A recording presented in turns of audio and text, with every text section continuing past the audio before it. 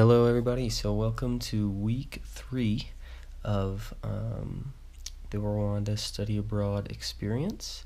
So, these are some pictures of the landscape, pretty beautiful. So, this week we went to the King's Palace, so there was the kind of the mansion-y thing where the last king lived, and then there were these traditional huts that were made out of grass and kind of what the older traditional kings stayed in. So there was the main hut, and then there were some other huts kind of dedicated to milk and beer, which is interesting. So this is one of those. And they also had some cattle here, traditional cattle, which is a pretty big thing in the culture. And so this guy, he was the one who tended to the cattle, and he sings them songs and makes sure that everything is all right with them. So.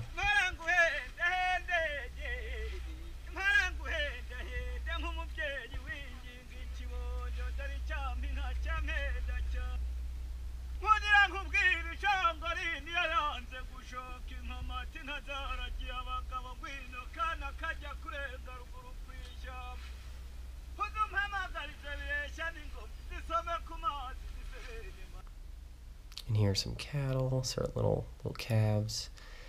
And this is just kind of the outside of the palace, the inside now.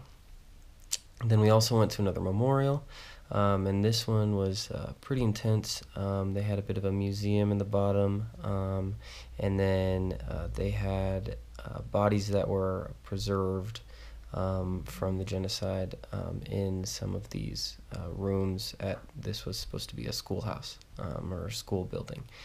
So yeah.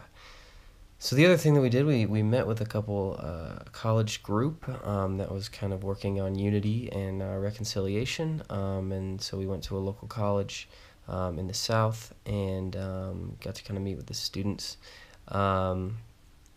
And then went to a school and met with some women that were working in a cooperative, which was pretty cool to kind of see them come together. So half of the women were, their husbands were killed in genocide, and the other half of the women, well, a group of the women, their husbands were perpetrators in the genocide.